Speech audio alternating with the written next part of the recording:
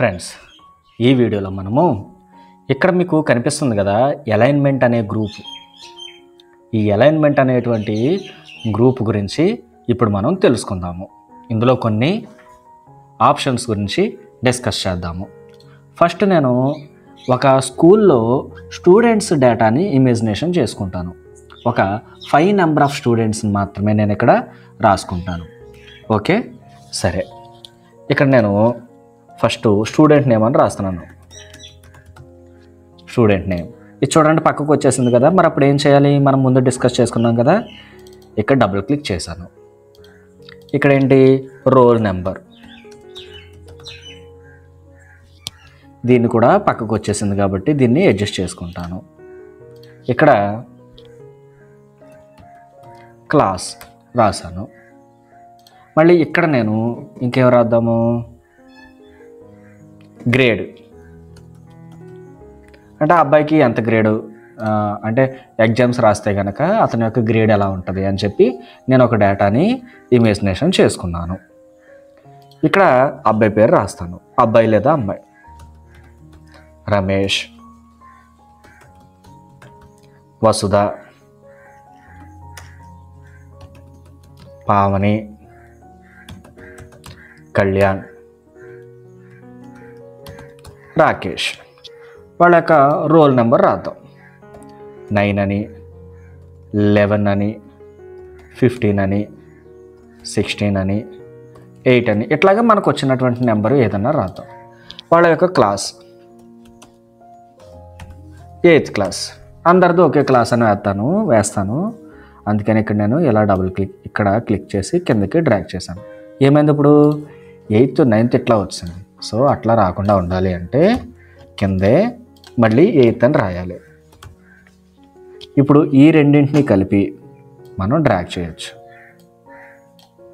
వచ్చింది. గ్రేడు మన ఇష్టం. మనం సరదాగా రాసుకుంటున్నాం కదా, ఒక టేబుల్ని క్రియేట్ చేయడానికి మనం ఏదైనా గ్రేడ్ వేయచ్చు.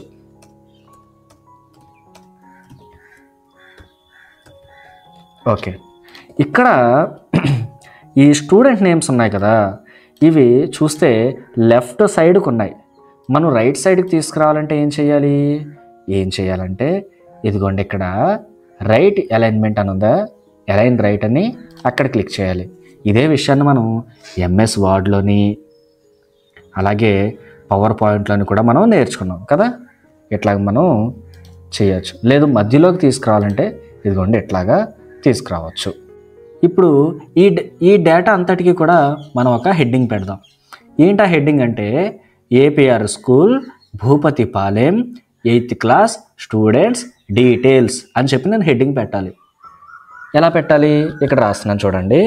ఏపీఆర్ స్కూల్ భూపతిపాలెం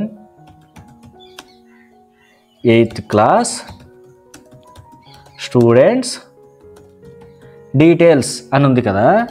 మరి ఇక్కడ నేను ఇక్కడ రాస్తే ఈ సెల్లోనే ఉంది. ఎక్కడ? E4లోనే ఉంది. E4 చూడండి, E4 అనే సెల్లోనే ఉంది. అయితే ఫ్రెండ్స్, ఇప్పుడు నాకు ఇది మొత్తం అంతటా కనిపించాలి. కానీ ఇక్కడ మొత్తం అంతా కనిపించినట్టున్నా ఇది మొత్తం సెల్ అన్నింటిలోకి లేదు. ఇది హెడ్డింగ్లో లేదు.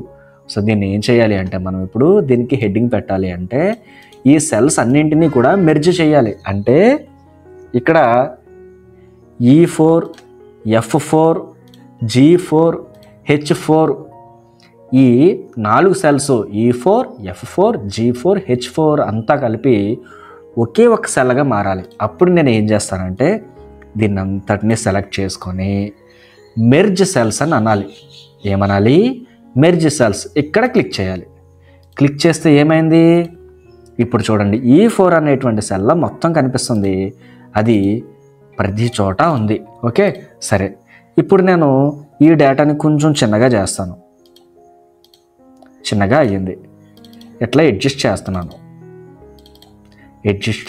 అడ్జస్ట్ అవుతుంది. అయితే ఇప్పుడు చూడండి, మనం కష్టపడి APR school Bhupathipalem 8th class students details అని రాసుకున్నామా, అది కాస్త ఏమైపోయింది? లోపలికి ఎక్కడికి వెళ్ళిపోయింది. మరి ఇప్పుడు ఏం చేయాలి? ఏం చేయాలి అంటే ఈ డేటాని మనం 2 లైన్లోకి తెచ్చుకోవచ్చు. ఇదంతా కూడా ఒక లైన్లోనే ఉంది కదా, అందుకని దీన్ని నేను 2 లైన్స్లో పెడతాను.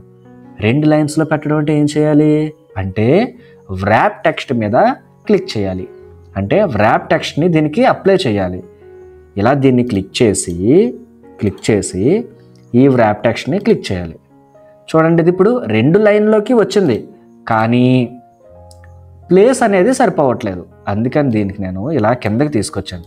చూడండి, ఇప్పుడు ఇది 2 లైన్స్లోకి వచ్చింది కదా. గుడ్. ఇప్పుడు దీన్ని కొంచెం సైజ్ తగ్గిద్దాం. తగ్గింది. ఇప్పుడు దీన్ని అంతటిని కలిపి నేను బార్డర్స్ అప్లై చేస్తాను. బార్డర్స్ వచ్చినాయి. ఇప్పుడు ఈ హెడర్కి నేను కలర్స్ అప్లై చేస్తాను. ఈ హెడ్డింగ్స్కి మరొక కలర్ని అప్లై చేస్తాను. చూసారా, ఇప్పుడు మనం ఈ అలైన్మెంట్స్ గురించి తెలుసుకున్నాము, వ్రాప్ టెక్స్ట్ గురించి తెలుసుకున్నాము, మెర్జ్ సెంటర్ గురించి కూడా తెలుసుకున్నాము. ఫ్రెండ్స్, మళ్ళీ మనం మరొక వీడియోలో మళ్ళీ కలుద్దాం.